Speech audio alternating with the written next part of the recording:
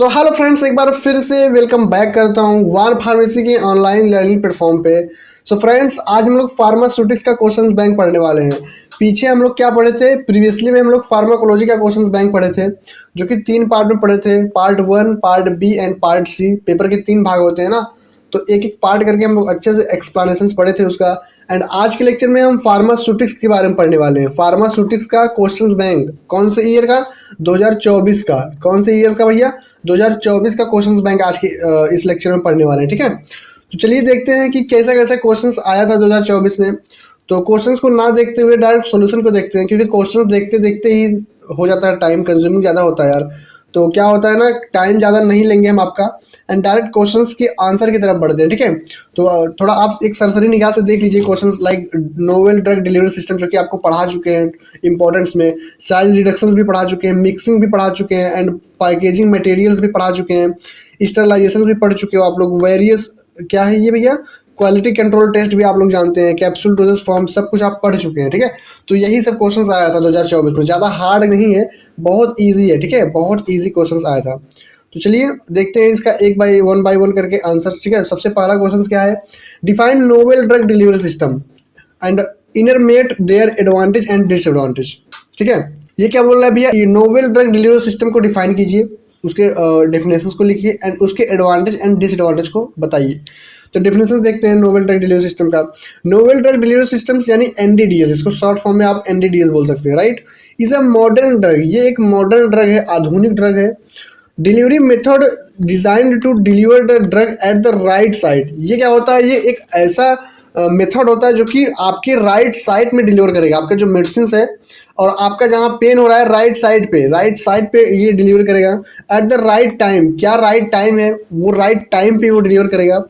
And in the required amount, जितना उसको amount की रिक्वायरमेंट है, मतलब जो जैसा कि आपको कहीं चोट लग गया है, अब चोट लग गया है, आपने खाया 500 mg मेडिसिन का, तो रिक्वायरमेंट कितनी है? 400 mg, तो वो 400 mg ही डिलीवर करेगा। ठीक है, तो जितना उसका रिक्वायरमेंट है उतना ही ये right required amount to improve therapeutic effect, मतलब उसके थेराप्यूटिक इफेक्ट को प्रोड्यूस करने के लिए उतना ही ये क्या करेगा भैया? उतना ही रिक्वायरमेंट में फुलफिल करेगा। एंड रिड्यूस साइड इफेक्ट, और जो भी जितने भी साइड इफेक्ट्स वगैरह रहते हैं ये रिड्यूस करने का ट्राई आउट करता है। तो नोवेल ड्रग डिलीवरी सिस्टम एक ऐसा मॉडर्न ड्रग डिलीवरी मेथड है। ठीक है, एक ऐसा मॉडर्न ड्रग डिलीवरी मेथड है जिसमें क्या होता है भैया? राइट साइड पे जाता है, राइट टाइम पे आता है, एंड जितना उसका रिक्वायरमेंट है उतना मेडिसिन जाता है। ठीक है, इंग्लिश में समझ गए आप लोग, हिंदी देख लीजिए। नोवेल ड्रग डिलीवरी सिस्टम भैया एनडीडीएस, दवा देने का एक आधुनिक पद्धति है। क्या है? एक आधुनिक पद्धति यानी मेथड है जिसमें दवा को सही स्थान पर और सही समय पर सही मात्रा में पहुंचाया जाता है। सही स्थान पर, सही समय पर और सही मात्रा में पहुंचाया जाता है, ताकि असर अच्छा हो, उसका थेराप्यूटिक इफेक्ट अच्छा हो, और साइड इफेक्ट जो है वो कम से कम साइड इफेक्ट हो, और जो उसका थेराप्यूटिक इफेक्ट है वो अच्छे से बेटर हो पेशेंट के बॉडी में, राइट। तो नोवेल ड्रग डिलीवरी सिस्टम यही होता है। आइए इसका एडवांटेज देखते हैं। क्या इसका एडवांटेज है, यानी लाभ क्या है? हिंदी में आप लोग बोलते हैं इसको लाभ। एडवांटेज मतलब लाभ क्या है, राइट।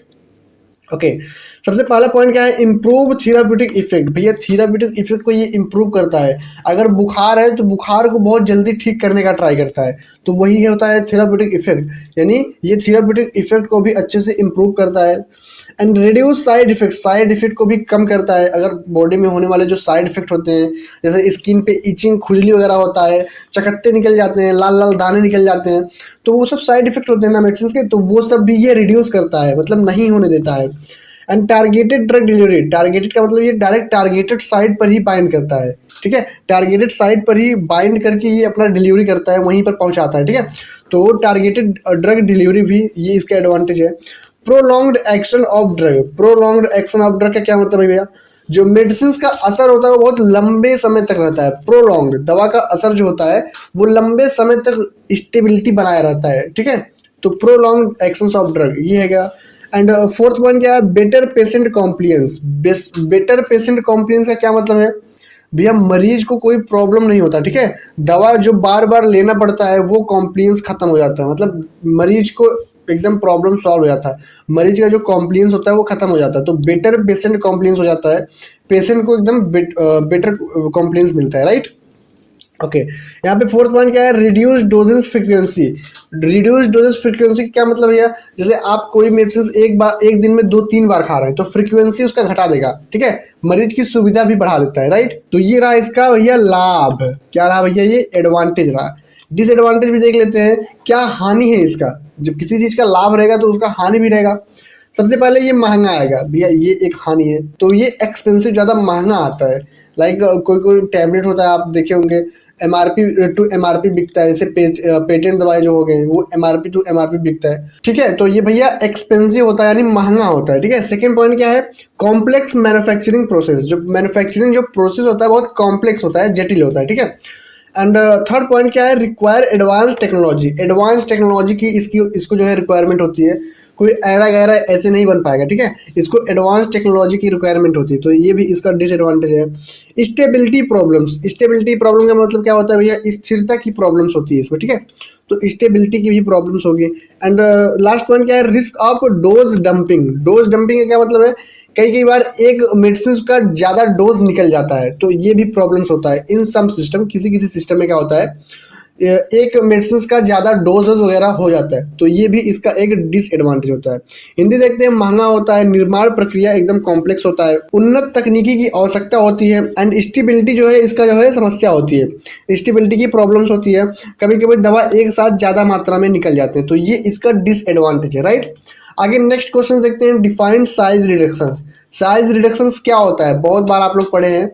साइज रिडक्शन का मतलब ये होता है कि किसी पार्टिकल का साइज कम करना, जैसे कोई बल्क पार्टिकल से, लाइक आपको हम एग्जांपल के थ्रू समझा रहे हैं। ये हो गया बल्क पार्टिकल, ठीक है, ये बल्क पार्टिकल हो गया। अब इसको आप रिड्यूस करेंगे, यानी इसको स्मॉल पार्टिकल में बनाएंगे। किस पार्टिकल में बनाएंगे आप, इसको स्मॉल पार्टिकल में बनाएंगे, छोटे छोटे कणों में कन्वर्ट कर देंगे, ठीक है, लाइक छोटे छोटे कणों में ये कन्वर्ट कर दें। तो बल्क पार्टिकल को स्मॉल पार्टिकल बनाने की प्रक्रिया को ही बोला जाता है साइज रिडक्शन। अब ये जो साइज रिडक्शन हो रहा है, ये किसके थ्रू हो रहा है, लाइक आपने साइज रिडक्शन तो कर दिया, अब ये किसके थ्रू हो रहा है, तो इसमें कई मेथड्स होते हैं। लाइक सबसे पहले कटिंग होता है, ठीक है, कटिंग के थ्रू काट के आप करेंगे। एंड इम्पैक्ट के थ्रू, इम्पैक्ट मतलब किसी चीज़ को इम्पैक्ट, हथौड़ा वगैरह मारेंगे ना, तो इम्पैक्ट के थ्रू आप कर सकते हैं। एंड एट्रीशंस के थ्रू, तो कई मेथड होते हैं, आगे पढ़ेंगे। सबसे पहले इसका डेफिनेशन देखते हैं। साइज रिडक्शंस क्या होता है, size reductions is process of reducing large solid drugs particles into small particles. कहने का मतलब ये भी है कि लार्ज सॉलिड ड्रग्स से, जो बड़ा सॉलिड ड्रग्स होता है उसको स्मॉल सॉलिड ड्रग्स में कन्वर्ट किया जाता है बाय मैकेनिकल्स, यानी कोई मैकेनिकल फोर्स से, ठीक है। हिंदी देखते हैं, साइज रिडक्शन वह प्रक्रिया है जिसमें बड़े ठोस कणों को मशीन की सहायता से छोटे कणों में बदला जाता है। सिंपल लाइन में आप इतना बोल सकते हैं, large particle convert into small particle. जो बड़े पार्टिकल्स होते हैं उसको कन्वर्ट करेंगे आप स्मॉल पार्टिकल्स में, जिसको कहा जाता है साइज रिडक्शन, ठीक है। आगे देखते हैं, इसका ऑब्जेक्टिव देखेंगे, क्या क्या उद्देश्य है भैया, उद्देश्य, ठीक है, क्या उद्देश्य है इसका। तो सबसे पहले ये सरफेस एरिया को बढ़ाएगा, ठीक है, ये सरफेस एरिया को बढ़ाता है। एंड ये डिसोल्यूशन के रेट को भी इंक्रीज करेगा, घुलने की गति को बढ़ाता है। Improve absorption of drug, drug के एब्जॉर्प्शन के रेट को भी ये इंप्रूव करता है। इंश्योर यूनिफॉर्म मिक्सिंग, जो मिक्सिंग होता है उसको अच्छे से करवाता है। लाइक अगर आप कोई बल्क पार्टिकल को स्मॉल पार्टिकल कर देंगे, पाउडर फॉर्म में कर देंगे, तो पाउडर बहुत जल्दी मिलता है। अगर आप दो बड़े बड़े पार्टिकल को मिक्स करेंगे तो उतना अच्छे से मिक्स नहीं हो पाएगा। वहीं आप उसको साइज रिडक्ट करके पाउडर फॉर्म में करके उसको मिक्स करेंगे तो बढ़िया से मिक्सिंग होगा। तो वही बोल रहा है यूनिफॉर्म मिक्सिंग, यानी समान मिश्रण के लिए भी अच्छा होता है, right. To improve drug stability, उसकी स्थिरता को भी ये इम्प्रूव करता है, ड्रग के स्थिरता को, right. To enhance bioavailability, bioavailability को भी ये इनहेंस करता है। बायो अवेलेबिलिटी क्या होता है, बायो अवेलेबिलिटी कई बार पढ़ा चुके हैं, लाइक हमें तो लग रहा है यार दसन बार पढ़ा चुके हैं। तो अगर आप लोग बायो अवेलेबिलिटी नहीं पढ़े हैं तो हमारे वार फार्मेसी पे उसका वीडियोस ऑलरेडी बना हुआ है, राइट। तो हिंदी देख लेते हैं, सतह क्षेत्र के बढ़ाने के लिए, दवा के घुलने की गति को बढ़ाने के लिए, दवा के अवशोषण यानी एब्जॉर्प्शन के बढ़ाने के लिए, समान मिश्रण यानी यूनिफॉर्म मिक्सिंग के लिए होता है, दवा की स्थिरता यानी स्टेबिलिटी को मेंटेन करने के लिए, एंड बायो अवेलेबिलिटी के बढ़ाने के लिए इसका ऑब्जेक्टिव, इसको उद्देश्य मेनली यही होता है, ठीक है। मेन पर्पज इसका यही होता है, यही सब काम करने के लिए, ठीक है। ऑब्जेक्टिव का मतलब यही सब काम करने के लिए ये सब किया जाता है, राइट। ओके, आगे देखते हैं, आगे भैया मैकेनिज्म ऑफ साइज रिडक्शन। अब देखिए यहाँ पे आप लोग पढ़ेंगे कि किस मैकेनिज्म के थ्रू साइज को रिडक्ट किया जाता है। जैसे कोई पार्टिकल्स है उसको आप तोड़ेंगे, साइज को रिडक्ट करेंगे, तो कोई तो मैकेनिज्म एक्शन तो होना चाहिए ना, लाइक कोई फोर्स लगेगा, ठीक है, तो मैकेनिज्म तो होना चाहिए। तो सबसे पहले यहाँ पे कटिंग है। कटिंग का मतलब आप जो काट काट कर उसको साइज को रिडक्ट करते हैं। जैसे आप लोग सब्जी काटते हैं ना, सब्जी पहले कैसे, जैसे लाइक पालक ही हो गया, ठीक है, पालक पालक सबसे पहले बड़े बड़े पत्ते में आते हैं, ठीक है, तो उसको आप काट काट काट काट काट कर क्या करते हैं, छोटा बनाते हैं सब्जी बनाने के लिए। तो वही बोल रहा है भैया, particles are reduced by sharp edge by a cutting blade. एक ब्लेड के थ्रू काट कर उसको क्या करते हैं, रिड्यूस किया था उसके साइज को। यहाँ पे देखिए मैकेनिज्म मशीन्स वगैरह है, लाइक यहाँ पे देखिए फीड मटेरियल, यहाँ से मटेरियल को फीड किया जाता है। ये जो आप देख रहे हैं ना, ये ब्लेड है, यही काटता है। ये जो आप देख रहे हैं ये ब्लेड है भैया, यही काटता है आपके पार्टिकल्स को। जो भी देखिए ये ब्लेड है, ये आपके पार्टिकल्स को जब ये घूमेगा, इसमें आप जब कोई भी मटेरियल फीड करेंगे, डालेंगे, तो ये घूमेगा। तो जब ये घूमेगा आपका पार्टिकल कट जाएगा। तो यहाँ पे देखिए नीचे कट कट के गिर रहा है आपका पार्टिकल। तो यही होता है इसका प्रोसीजर, ठीक है। तो आपके बल्क पार्टिकल्स को ये स्मॉल पार्टिकल्स में कन्वर्ट करता है एक मशीन्स के थ्रू, ठीक है। तो यानी यहाँ पे हिंदी भी देख लेते हैं। तेज ब्लड ब्लेड, ब्लड नहीं ब्लेड, ब्लेड मतलब वही धारदार कटिंग वाला चाकू वगैरह, ठीक है। तेज ब्लेड से काट कर कड़ों को छोटा किया जाता है। एग्जाम्पल में कटर मिल, कटर मिल इसका एग्जाम्पल है, ठीक है। ये जो आप पूरा मशीन देख रहे हैं ना, इसको आप कटर मिल बोलते हैं, ठीक है। तो ये कटर मिल हो गया। एंड सेकेंड मेथड क्या है, कंप्रेशन। कंप्रेशन क्या होता है भैया, दबा कर। कंप्रेशन का मतलब होता है दबा कर। तो यहाँ पे देखिए पढ़ लेते हैं, पार्टिकल्स आर क्रश्ड, ये क्रश्ड कर देता है, मतलब एकदम पीस देता है। जब दबाएंगे किसी चीज को वो पीस देता है ना, तो वही बोल रहा है particle are crushed by applying pressure between two surface. मतलब अगर ये देखिए एक सरफेस ये हो गया, एक सरफेस ये हो गया, अब इसके बीच में पार्टिकल रहेगा, इसके बीच में क्या रहेगा, पार्टिकल। अब जब ये फोर्स लगेगा तो दबा देगा ना, एकदम मिसल देगा। तो वही कहने का मतलब है कि भैया दो सरफेस के बीच में पार्टिकल्स को एकदम रगड़ दिया जाता है, क्रश कर दिया जाता है, ठीक है। दो सतहों के बीच में दबाव डालकर कणों को कुचल दिया जाता है, ठीक है। जैसे रोलर मिल, इसका एग्जाम्पल है रोलर मिल, ठीक है। तो पहले वाले कटिंग का एग्जाम्पल है कटर मिल, कंप्रेसर वाले का एग्जाम्पल है भैया रोलर मिल, ठीक है। आगे देखते हैं थर्ड पॉइंट क्या है, इम्पैक्ट, यानी किसी चीज़ पे इम्पैक्ट देते हैं। जैसे किसी चीज़ पे आप हथौड़ा मारते हैं ना, तो उस वही बोल रहा है, क्या बोल रहा है भैया, इम्पैक्ट देकर। कैसे इम्पैक्ट दिया गया, ये देखिए यहाँ पे आपको कुछ मेडिसिन दिख रहा होगा। अब ये भैया हथौड़ा मार रहे हैं, यानी इम्पैक्ट, यानी हथौड़ा मार रहे हैं तो जो मेडिसिन से छोटे छोटे कणों में बिखर गया है पाउडर फॉर्म में, ठीक है। तो छोटे छोटे कणों में टूट जाता है। तो particle are broken by sudden force और ब्लो, यानी कहने का मतलब ये है कि एक झटके से कण टूट जाते हैं। इसका एग्जांपल क्या है, हैमर मिल। इसको एक अलग सेपरेट वीडियो बनाया है हमारे वार फार्मेसी पे, हैमर मिल एंड बाल मिल करके, जो कि बहुत ज़्यादा इंपॉर्टेंट है, इस साल एग्जाम में आने की चांसेस हैं, ठीक है।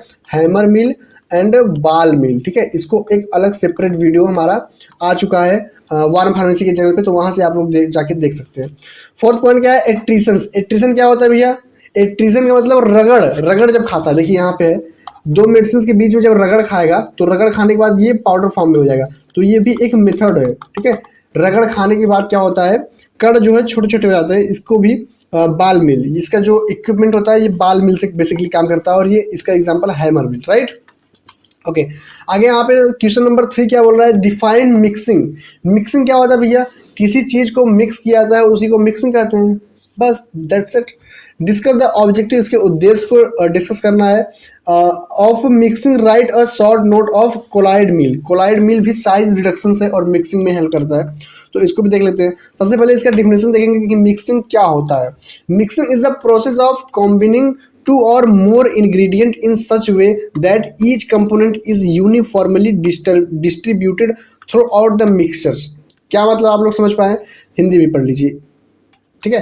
मिक्सिंग वह प्रक्रिया है जिसमें दो या अधिक पदार्थों को इस प्रकार मिलाया जाता है ताकि वे पूरे मिश्रण में समान के रूप से फैल जाए, मिश्रण में समान रूप से फैल जाए, ठीक है।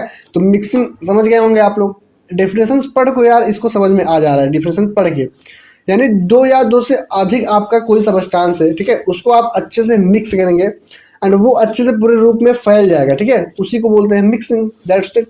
मिक्सिंग का एग्जांपल देख लेते हैं, सभी इंग्रेडिएंट को बराबर मिलाना।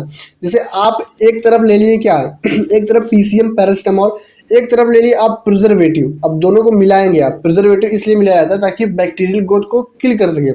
तो मेडिसिन में अक्सर प्रिजर्वेटिव मिलाया जाता है, ठीक है। तो क्या होगा, आप अब आपके पीसीएम और प्रिजर्वेटिव दोनों अच्छे से मिक्स करेंगे पाउडर फॉर्म में, फिर आपको एक शेप के रूप में देना पड़ेगा। शेप मतलब एक आकार के रूप में देना पड़ेगा। तो कहने का मतलब वही है कि भैया वो मिश्रण में फैल जाए, पूरे अच्छे तरीके से मिल जाए, तो यानी बराबर मिलना इसको बोलते हैं, राइट। तो ये रहा डिफिनेशन ऑफ मिक्सिंग। आगे देखते हैं इसका ऑब्जेक्टिव किस लिए, इसका पर्पस क्या उद्देश्य है।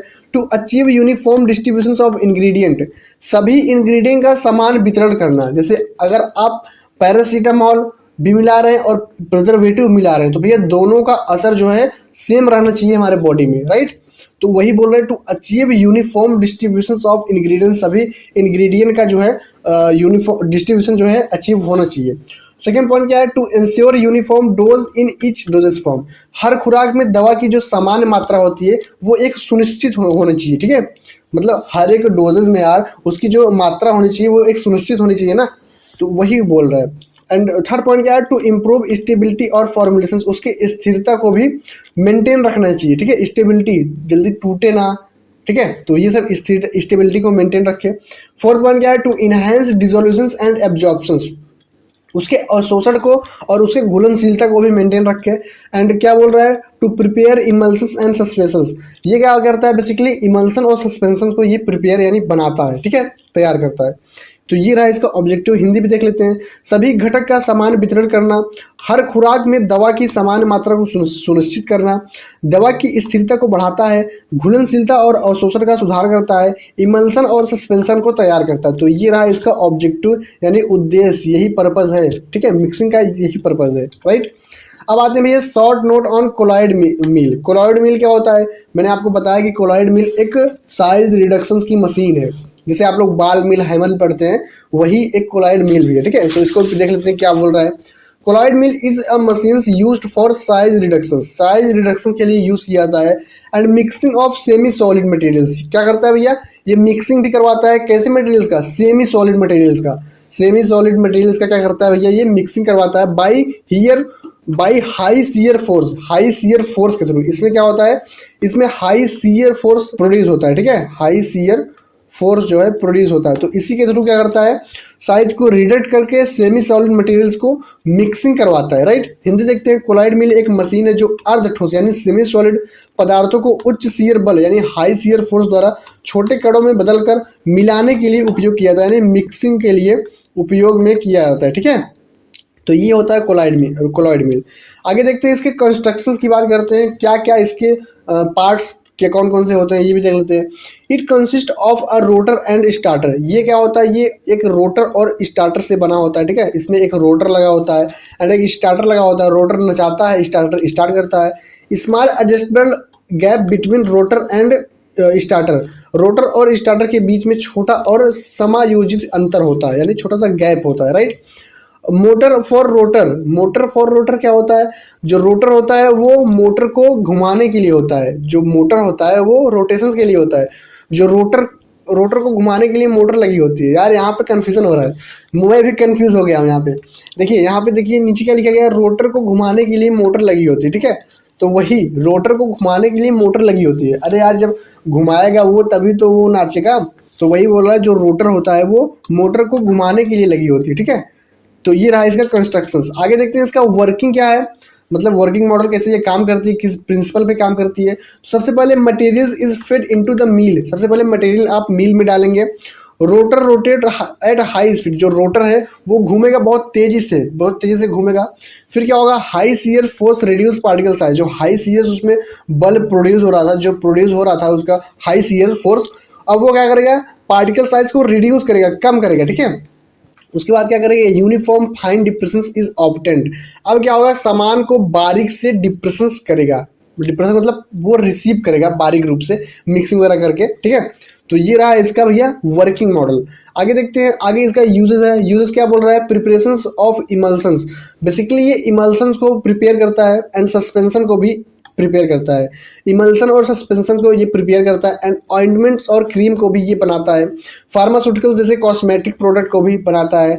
बेसिकली ये कॉस्मेटिक प्रोडक्ट्स को बनाता है, जैसे लड़कियों के लिए लिपस्टिक वगैरह होता है ना, तो वो सब बनाता है, तो उनके लिए ये थोड़ा एडवांटेज है, ठीक है। तो यहाँ पे यूजेस भी इसका देख लेते हैं। बाकी लड़कों के लिए भी यार कॉस्मेटिक की चीज़ें बनती है, ठीक है। तो लड़कों के लिए भी एडवांटेज है, ऐसा नहीं है। तो यहाँ पे यूजेस देख लेते हैं। इमल्सन की तैयारी के लिए हिंदी में, सस्पेंशन की तैयारी में, ऑइंटमेंट और क्रीम में, एंड फार्मास्यूटिकल कॉस्मेटिक उत्पादों में यूज़ किया था, राइट। आगे इसका एडवांटेज देखते हैं, क्या एडवांटेज है। प्रोड्यूस यूनिफॉर्म फाइन पार्टिकल्स, बहुत फाइन पार्टिकल्स मिल जाता है अपने को। फास्ट ऑपरेशंस का क्या मतलब है, बहुत तेज गति से काम हो जाता है मशीन के through. Suitable for semi solid doses form, semi solid doses form जैसे सस्पेंशन एंड इमल्सन्स, क्रीम, ऑइंटमेंट्स, इसके लिए क्या होता है, एडवांटेज होता है, ठीक है। समान और बहुत बारीक कण बनाता है, कार्य तेजी से करता है, अर्ध ठोस यानी सेमी सॉलिड डोजेस के लिए ये क्या होता है, ये सुटेबल होता है। आगे देखते हैं क्वेश्चन नंबर 4 क्या बोल रहा है भैया। Define pharmaceutical packaging in list functions and discuss types of packaging materials. अब यहाँ पे आपको पैकेजिंग मटेरियल बताना है। बताओ भैया पैकेजिंग मटेरियल क्या होता है, मैंने बहुत बार पढ़ाया हुआ है। देखिए डिफिनेशन क्या देखते हैं। पैकेजिंग मटेरियल्स क्या होता है, is the process of enclosing pharmaceutical product. किसी भी फार्मास्यूटिकल प्रोडक्ट को क्या करता है, इनक्लोज करवाता है। क्या करवाता है, इनक्लोज करवाता है। कहाँ पे, इन सूटेबल कंटेनर में, एक सूटेबल कंटेनर में, closure to protect them from physicals, chemicals and environmental hazards, ताकि वो क्या करे, वो प्रोटेक्ट कर पाए फिजिकली रूप से, केमिकली रूप से और इन्वायरमेंटल हजार्डस से भी वो उसको प्रोटेक्ट कर पाए। तो हिंदी देखते हैं। फार्मास्यूटिकल पैकेजिंग वह प्रक्रिया है जिसमें दवाओं को उचित कंटेनर और क्लोजर में पैक किया जाता है ताकि उन्हें भौतिक, रासायनिक और पर्यावरणीय नुकसान से बचाया जा सकता है, ठीक है। पर्यावरणीय नुकसान से क्या किया जा सकता है भैया, बचाया जा सकता है। सिंपल लाइन में देखते हैं, पैकेजिंग मीन्स क्या होता है, किसी मेडिसिन को पैक करना सेफ तरीके से, सेफ कंटेनर में, ताकि वो प्रोटेक्ट रहे और कोई डैमेज वगैरह ना हो। तो ये रहा, आप सिंपल लाइन में आप इसको समझ सकते हैं। तो ओवरऑल मिला के यार पैकेजिंग किस लिए करते हैं, आप छोटे बच्चे हो, किसी चीज़ को आप दुकान पे आते हो कोई चीज़ खरीदने, जैसे दाल खरीदने आते हो, तो दाल को पैक करके लेके आते हो ना, ताकि वो एक सेफ रहे, कोई प्रोटेक्ट मतलब प्रोटेक्ट तरीके से रहे, सुरक्षित रहे, कोई प्रकार का उसमें डैमेज ना हो। तो इसीलिए आप लोग पैक करके लेके आते हो ना। तो वही कहने का मतलब वही है भैया कि पैकेजिंग, हम दवाई का पैकेजिंग इसीलिए करते हैं ताकि वो सही तरीके से रहे, कोई केमिकली अटैक ना हो पाए, फिजिकली अटैक ना हो पाए।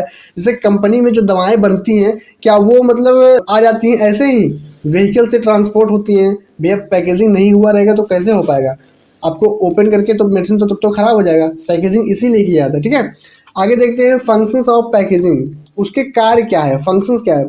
सबसे पहले protections for from moistures, light and air, हवा से एंड लाइट से एंड मॉइस्चर से प्रोटेक्शन देता है, कोई प्रॉब्लम क्रिएट ना हो, दवा खराब ना हो। एंड कंटामिनेशन से भी प्रिवेंशन करता है, ठीक है। प्रिवेंशन का मतलब क्या होता है, प्रिवेंशन का मतलब ये होता है भैया दूसरे से बचाता है। प्रोवाइड इंफॉर्मेशन लेबलिंग, जो उसके लेबलिंग होती है, जो मेडिसिन के पीछे आप लोग देखते हैं मेडिसिन का नाम लिखा रहता है, उसका इंग्रेडिएंट लिखा रहता है, डेट एक्सपायरी, मैन्युफैक्चरिंग डेट, ये सब क्या लिखा रहता है ना। तो भैया पैकेजिंग के पीछे तो लिखा रहता है, तो पैकेजिंग का ये भी कार्य है। एंड नेक्स्ट पॉइंट क्या है, easy handling and transportation.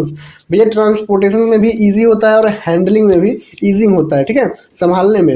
And improve stability of product के स्टेबिलिटी को भी इम्प्रूव होता है। एंड पेशेंट कन्वीनियंस होती है, मरीज की सुविधा भी बढ़ जाती है। हिंदी देखते हैं। नमी, प्रकाश और हवा से सुरक्षा, दूषित होने से बचाव होता है। लेबल के माध्यम से जानकारी हमें प्रोवाइड की जाती है। संभालने और परिवहन में सुविधा होती है, मतलब हैंडलिंग और ट्रांसपोर्टेशन में। दवा की स्थिरता यानी स्टेबिलिटी को बनाए रहता है। मरीज को सुविधा, मरीज की जो सुविधा होती है वो बढ़ जाती है, ठीक है। आगे देखते हैं टाइप्स ऑफ पैकेजिंग मटेरियल्स, कितने टाइप्स के होते हैं। तो यहाँ पे आई थिंक 3-4 टाइप्स के होते हैं, glass, metals, rubber, plastics, 4 type के होते हैं, ठीक है। तो एक एक करके पढ़ लेते हैं। सबसे पहले ग्लास देखते हैं, ग्लास क्या होता है। तो भैया ये केमिकली इनर्ट होता है, रासायनिक रूप से निष्क्रिय होता है, कोई भी इसमें रिएक्शंस वगैरह होने के चांसेस बहुत कम होते हैं। यूज्ड फॉर सिरप के लिए बेसिकली यूज़ किया जाता है, लिक्विड सिरप के लिए और फिर इंजेक्शंस के लिए। यहाँ पे आप लोग इमेजेस वगैरह देख सकते हैं, सिरप के कंटेनर है एंड यहाँ पे इंजेक्शंस के कंटेनर है, ठीक है। तो इंजेक्शंस और सिरप के लिए बेसिकली यूज़ किया जाता है। इसके जो है 3 टाइप होते हैं, टाइप 1, टाइप 2 एंड टाइप 3। ये आपको हमारे वन फार्मेसी के चैनल पर मिल जाएगा पैकेजिंग मटेरियल की वीडियोस में। हर एक टॉपिक का अलग अलग सेपरेट वीडियो आया है इंपॉर्टेंट सीरीज के नाम से, ठीक है। तो वहाँ पे आप लोग जाके देख सकते हैं, ठीक है। हिंदी देखते हैं। रासायनिक रूप से निष्क्रिय होता है, सिर्फ और इंजेक्शन के लिए यूज़ किया जाता है। और क्या होता है भैया, इसके 3 टाइप होते हैं, first, second and third, 3 type होते हैं। तो ये रहा ग्लास। आगे देखते हैं प्लास्टिक हमारा क्या होता है। प्लास्टिक लाइट वेट, बहुत हल्का होता है, उठा के फेंक दो, कोई फूटने उटने टूटने का कोई भी डर नहीं होता है। तो भैया ये सबसे पहले ये लाइट वेट होता है। यूज फॉर बॉटल्स कंटेनर्स, ये बॉटल्स और कंटेनर्स के लिए यूज़ किया जाता है। यहाँ पे देख सकते हैं वाइट वाइट बॉटल्स है और कंटेनर्स है, तो ऐसे कंटेनर्स में ये यूज़ होता है। ये क्या होता है, इसका टाइप्स क्या है, ये हाई डेंसिटी पॉली इथाइलिन होता है, सबसे पहला पॉइंट है, ठीक है। इसका टाइप है, पहला टाइप है। एंड सेकेंड टाइप क्या है, पीवीसी से बनता है, हाई डेंसिटी पॉली इथाइलिन से बनता है एंड पीवीसी से बनता है। इसको शॉर्ट फॉर्म में आप बोल सकते हैं HDPE, HDPE, इसको शॉर्ट फॉर्म में आप बोल सकते हैं HDPE, राइट।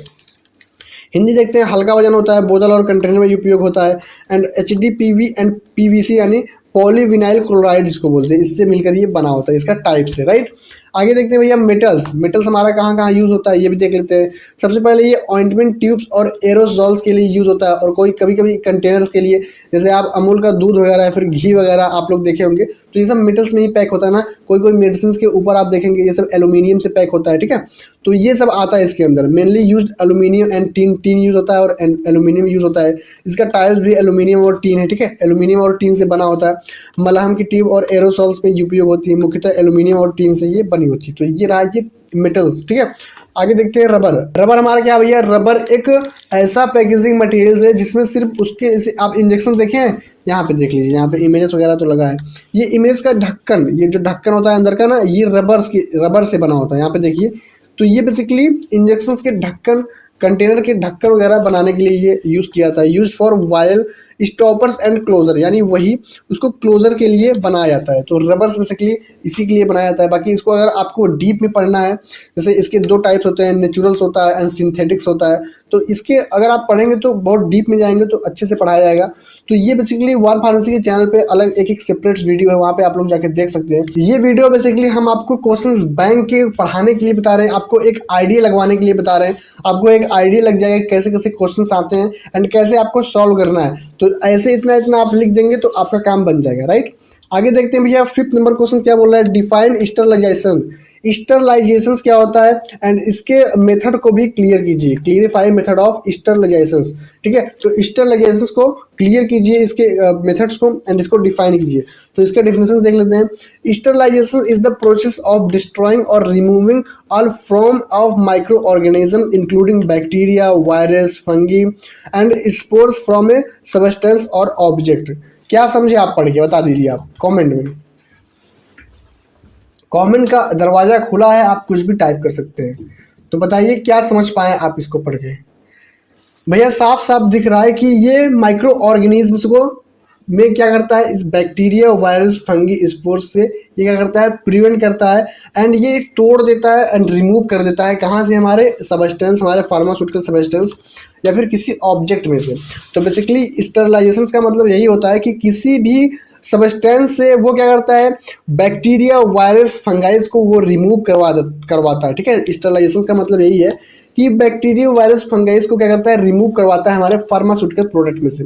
स्टरलाइजेशन वह प्रक्रिया है जिसमें किसी वस्तु या पदार्थ से सभी प्रकार के सूक्ष्म जीवों जैसे जीवाणु, वायरस, फंगस और बीजाणु को पूर्ण रूप से नष्ट करके हटाया जा सकता है, ठीक है। तो स्टरलाइजेशन का डिफिनेशन ये रहा। इसका मेथड भी देख लेते हैं, क्या क्या मेथड्स है, कैसे कैसे रिमूव होता है। तो सबसे पहले हीट स्टरलाइजेशन, गर्म करके उसको रिमूव किया जाता है। तो यहाँ पे देख लेते हैं, heat sterilization is done by using high temperature to kill microorganism. ये हाई टेम्परेचर पे करवाता है, जैसे बहुत like 40 degree Celsius, 45 degree Celsius, 50 degree Celsius. तो हाई डिग्री सेल्सियस पे ये अपना काम करवाता है। इसके दो टाइप्स होते हैं basically, dry heat sterilization and moist heat sterilization. तो आपको ये याद करना होगा, हीट स्टरलाइजेशन के दो टाइप होते हैं मेनली। पहला क्या है, dry heat and moist heat, ठीक है। हिंदी देख लेते हैं। हीट स्टरलाइजेशन में उच्च तापमान का उपयोग करके सूक्ष्म जीवों को नष्ट करते हैं। यह दो प्रकार का बेसिकली होता है, शुष्क उष्मा स्टरलाइजेशन, हिंदी देखते हैं, एंड आर्द्र उष्मा स्टरलाइजेशन, इसका हिंदी है, ठीक है। तो आगे इसको दोनों को थोड़ा अच्छे से पढ़ लेते हैं, इन दोनों का क्या मतलब है। ड्राई हीट स्टरलाइजेशन क्या होता है, ये क्या करता है, done by hot air oven. ये गर्म हवा से क्या करता है, डन कराता है अपना वर्क को। गर्म हवा, हॉट एयर ओवन द्वारा किया जाता है। एंड सेकंड पॉइंट क्या है, used for glassware and metal instruments. ये ग्लासवेयर एंड मेटल के इंस्ट्रूमेंट में ये यूज़ किया जाता है। देखो, कांच के बर्तन में और धातु उपकरण के लिए ये उपयोग जो है किया जाता है, राइट। ये बी वाला देख लेते हैं, मॉइज हीट स्टरलाइजेशन क्या होता है, डन बाय ऑटोक्लेव। ऑटोक्लेव एक मशीन्स होता है, क्या होता है, ऑटोक्लेव एक मशीन्स होता है, उसमें ये डन होता है। यूजेस स्टीम अंडर प्रेशर, ये दबाव के साथ भाप का उपयोग होता है, इसमें क्या होता है, दबाव के साथ भाप का उपयोग होता है। And used for culture media and surgical instrument, इसमें सर्जिकल इंस्ट्रूमेंट वगैरह ये यूज़ किया था, सर्जिकल उपकरणों के लिए यूज़ किया जाता है। हिंदी देखते हैं, ऑटोक्लेव द्वारा, यानी ये एक मशीन होता है उसमें यूज़ किया जाता है, दबाव के साथ भाप का उपयोग होता है, ठीक है। एंड कल्चर मीडिया और सर्जिकल उपयोग उपकरणों के लिए किया जाता है। तो ये रहा मॉइस्ट हीट स्टरलाइजेशन। आगे देखते हैं क्वेश्चन नंबर 6 क्या बोल रहा है भैया, discuss in detail various quality control test for tablet dosage form. अब देखिए टैबलेट डोजेज फॉर्म का क्वालिटी कंट्रोल बताइए, इसका टेस्ट क्या होता है। जैसे पहले टैबलेट बनता है तो उसका क्वालिटी कंट्रोल होता है, टैबलेट कहीं ख़राब तो नहीं है, सब ये सब देखो, ये इमेज लगाए हैं, डिसोल्यूशन इसका चेक होता है, हार्डनेस चेक होता है, एज ए डिसइंटीग्रेशन, अपीयरेंस, वार्डनेस, सब कुछ चेक होता है प्रॉपरली, तब जाके टैबलेट जो है मार्केट में लॉन्च होता है, मार्केट में आता है पेशेंट के लिए, ठीक है। तो टैबलेट को चेक करके ही मार्केट में लाया जाता है। यहाँ पे डेफिनेशन क्या कह रहा है, टैबलेट और examine for colour, shape, size, surface textures and absence of crack defect. Tablet का रंग, आकार प्रकार, सतह की बनावट तथा दरार या दोष की जांच किया जाता है। तो बेसिकली इसके कहने का मतलब ये है कि सबसे पहले उसके रंग को चेक किया जाता है, उसके आकार प्रकार को चेक किया जाता है, उसके सतह की बनावट को चेक किया जाता है, दरार या दोष की जांच की जाती है, ठीक है। तो यही होता है क्वालिटी कंट्रोल में, टैबलेट और एग्जामिनेट, इसका एक एग्जाम होता है, जैसे आपका एग्जाम होता है ना, वैसे टैबलेट का भी एग्जाम होता है, उसके कलर के, शेप को, size, surface texture, absence of crack defect, कोई डिफेक्ट तो नहीं है, ठीक है। तो ये सब एग्जाम होता है, ठीक है, टैबलेट लॉन्च करने से पहले। यहाँ पे सेकंड पॉइंट क्या बोल रहा है भैया, weight variation test. Weight variation test में क्या टेस्ट किया जाता है टैबलेट का, सबसे पहले इसमें 20 टैबलेट और वेटेड इंडिविजुअली और एवरेज।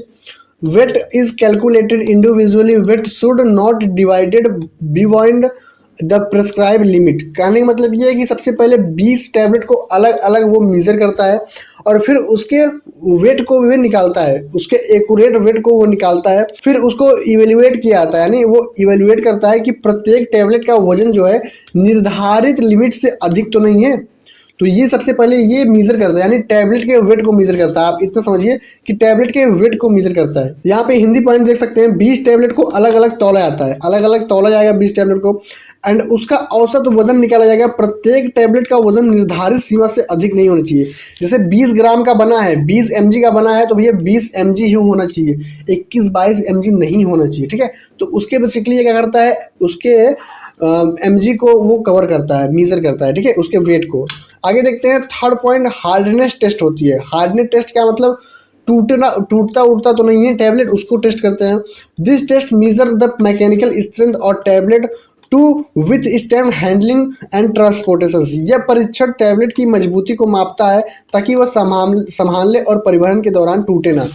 भैया उसके मजबूती को वो टेस्ट करता है, इसे ट्रांसपोर्टेशन के दौरान टूट ना जाए या फिर हैंडलिंग के दौरान टूट ना जाए, तो इसके हार्डनेस को भी टेस्ट करता है। तो ये एक पॉइंट है। एंड यहाँ पे चौथा पॉइंट क्या भैया, फ्री एबिलिटी टेस्ट। इसमें क्या होता है, the test determines the tablet ability to resist abrasions, tablet or rotated in a free elevator and weight loss is measured, it should not exceed। यह परीक्षण टैबलेट की घिसाव सहन करने की क्षमता को नापता है। टैबलेट की फ्राइबिलेटर में घुमाया जाता है, वह वजन और कमी मापी जाती है, उसकी वजन और कमी मापी जाती है, और यह 1% से अधिक नहीं होनी चाहिए, ठीक है, 1% से अधिक नहीं होनी चाहिए। बेसिकली ये घिसाव, जैसे कोई चीज़ में घिसाव होता है ना, तो टैबलेट खराब तो नहीं हो रहा, तो वही टेस्ट कर रहा है, ठीक है। तो बेसिकली ये क्या कर रहा है, ये उसके रेजिस्ट एबॉर्जन्स को टेस्ट कर रहा है, ठीक है। आगे देखते हैं डिसइंटीग्रेशन टेस्ट, 5वां नंबर। This test check the time required for a tablet to break down into smaller particles in a specified medium. यह परीक्षण निर्धारित करता है द्रव्य में टैबलेट के छोटे छोटे कणों में टूटने के समय को नापता है। डिसइंटीग्रेशन का मतलब ये होता है कि टूटना, क्या होता है भैया, टूटना, तो उसके टूटने की टेस्ट करता है डिसइंटीग्रेशन। आगे देखते हैं, आगे भैया क्वेश्चन नंबर 7 है, डिफाइन कैप्सूल। कैप्सूल को डिफाइन कीजिए, इसके डोजेस फॉर्म को। Give the compositions of hard gelatin capsules. Hard gelatin capsules का कंपोजिशन यानी कैसे कैसे बना होता है वो, ठीक है। सबसे पहले डेफिनेशन देख लेते हैं डोजेस फॉर्म कैप्सूल्स का। Capsule is a solid doses form in which the drug is enclosed in a hard or soft soluble shells usually made of, ठीक है। तो कहने का मतलब ये भी है कि कैप्सूल एक ठोस डोजेस फॉर्म है, मतलब कैप्सूल एक ठोस है ना, सॉलिड डोजेस फॉर्म है, जिसमें दवा को कठोर या मुलायम घुलनशील खोल को सेल में भरा जाता है, जिसमें क्या होता है, जो कठोर या मुलायम घुलनशील खोल में भरा जाता है। अक्सर आप लोग देखे होंगे कैप्सूल दो शेप में आते हैं, आप अगर उसको खोलेंगे तो खुल जाएगा, तो वही बोल रहा है उसके सेल में यानी उसको खोल में भरा जाता है, ठीक है। घुलनशील या फिर मुलायम कोई भी जो प्रोडक्ट होता है, जो मेडिसिन होता है, उसको भरा जाता है, जो सामान्यतः जेलेटिन से बना होता है, जो सामान्य क्या होता है, जेलेटिन से बना होता है, ठीक है। तो ये रहा इसका डोजेस फॉर्म। इसके कंपोजिशंस में भी देख लेते हैं कैसे कैसे बना होता है, ठीक है। तो सबसे पहले इसमें जेलेटिन क्या होता है, ये भैया एनिमल से प्राप्त किया जाता है, ठीक है, एनिमल से प्राप्त किया जाता है। एंड वाटर से बना होता है, वाटर भी इसमें पानी भी मिलता है। कलरिंग एजेंट जो कलर देता है। ओपेसिफाइंग एजेंट का मतलब क्या होता है भैया, अपारदर्शी बनाने वाले प्रोडक्ट, ठीक है, जैसे टाइटेनियम डाइऑक्साइड ये मिलाया जाता है। प्रिजर्वेटिव आप लोग जानते ही हैं, इतना आप पढ़े हैं, प्रिजर्वेटिव नहीं जानते आप लोग। प्रिजर्वेटिव का मतलब ये होता है भैया कि उसके माइक्रोबियल ग्रोथ को किल किया जाता है, मेडिसिन में मिलाया जाता है, ठीक है। एक प्रकार का ये आप लोग बोल सकते हैं कि प्रोटेक्शन देता है, राइट। हिंदी देखते हैं, हार्ड जेलेटिन कैप्सूल्स में क्या क्या घटक होते हैं। जेलेटिन पानी रंग देने वाले पदार्थ, अपारदर्शी बनाने वाले पदार्थ एंड संरक्षक यानी उसकी सुरक्षा करने वाले पदार्थ होते हैं, ठीक है। तो ये हमारे कंपोजिशन है, ठीक है। तो आज हम लोग 7 क्वेश्चंस को पढ़े, ठीक है। सातों क्वेश्चंस को अच्छे से वन बाय वन करके पढ़े हैं। बाकी चलिए भैया, आज पार्ट 1 हमारा कंप्लीट होता है। लेक्चर काफ़ी ज़्यादा लॉन्ग हो गया है एंड पार्ट बी को नेक्स्ट लेक्चर में कवर किया जाएगा, ठीक है। शॉर्ट क्वेश्चंस को यानी यहाँ पे 11 क्वेश्चंस है, इसको पार्ट बी यानी नेक्स्ट लेक्चर में कवर किया जाएगा। तब तक आप लोग ऐसे ही हमारे साथ जुड़े रहिए वार फार्मेसी के साथ। अगर आप लोग हमारे एप्लीकेशन को डाउनलोड नहीं किए हैं तो प्ले स्टोर से आप लोग डाउनलोड कर सकते हैं, वहाँ पे आपको और भी अच्छे अच्छे पढ़ाई के लिए मटेरियल्स मिल जाएंगे एग्जाम के लिए, ठीक है। तो चलिए मिलते हैं नेक्स्ट लेक्चर में यानी पार्ट बी के लेक्चर में। तब तक के लिए आप लोग हमसे ऐसे ही जुड़े रहिए।